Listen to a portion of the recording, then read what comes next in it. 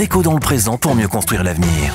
La chronique d'Interentreprise avec Francette Florimond. Bonjour, j'espère que vous allez bien. Quand les conflits durent trop, ils s'enlisent, exacerbant les tensions entre les parties prenantes qui n'en sortent jamais indemnes. Et au bout du bout, ce qui est signé peut être de mauvaise qualité. Nous en avons quelques exemples. Mes cheveux blancs me permettent de dire, sans qu'ils en voient quelconque moquerie, qu'il faut ramener les petits à la maison. Pour ce faire, je vais revisiter le manifeste pour les produits haute nécessité écrit suite aux événements de 2009, entre autres par Édouard Glissant. Qu'il peut en effet être doux de se sentir entouré d'un milieu originaire de toute la France des océans à Paris et scander ensemble que la vie chère doit s'arrêter. Qu'il peut paraître humiliant de trouver porte close rue Oudinot au ministère des Outre-mer, malgré tout ce chemin effectué. Comme écrivait Aimé Césaire, cela ne peut signifier qu'une chose. Non pas qu'il n'y a pas de route pour en sortir, mais que l'heure est venue d'abandonner toutes les vieilles routes. Relisons pour ce faire ce manifeste écrit à 9 mains en 2009. Que dit-il ? Que la hausse des prix ou la vie chère ne sont pas des petits diables ziguidis qui surgissent devant nous en cruauté spontanée ou de la seule cuisse de quelques purs béquets. Ce sont les résultants d'une dentition de système où règne le dogme du libéralisme économique. Ce dernier s'est emparé de la planète, il pèse sur la totalité des peuples. Je poursuis encore.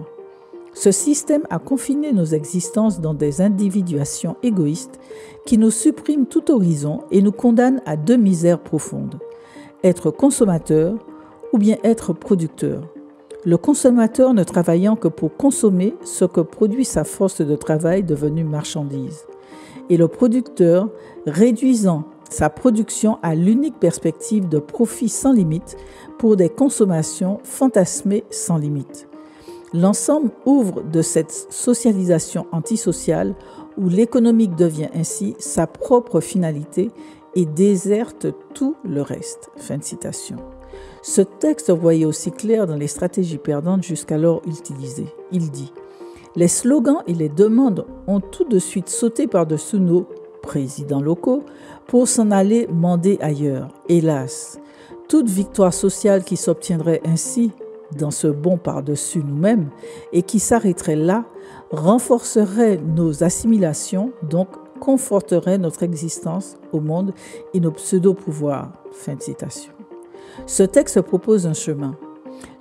Il dit « Ce mouvement se doit donc de fleurir en vision politique, laquelle devrait ouvrir à une force politique de renouvellement et de projection apte à nous faire accéder à la responsabilité de nous-mêmes par nous-mêmes et au pouvoir de nous-mêmes sur nous-mêmes. Et même si un tel pouvoir ne résoudrait vraiment aucun de ces problèmes, il nous permettrait tout le moins de les aborder désormais en saine responsabilité et donc de les traiter enfin plutôt que d'acquiescer aux sous-traitances.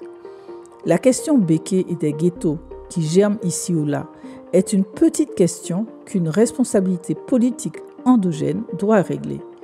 Celle de la répartition et de la production de nos terres en tout point de vue aussi. Celle de l'accueil préférentiel de nos jeunes tout autant. Celle d'une autre justice ou de la lutte contre le fléau de la drogue en relève largement. Le déficit de responsabilité crée amertume, xénophobie, crainte de l'autre, confiance réduite en soi. Fin de citation. On l'a vu en 2009, la transformation du LKP en force politique ne s'est pas produite, car l'exaspération du peuple ne se traduit pas forcément dans les urnes pour les leaders autoproclamés.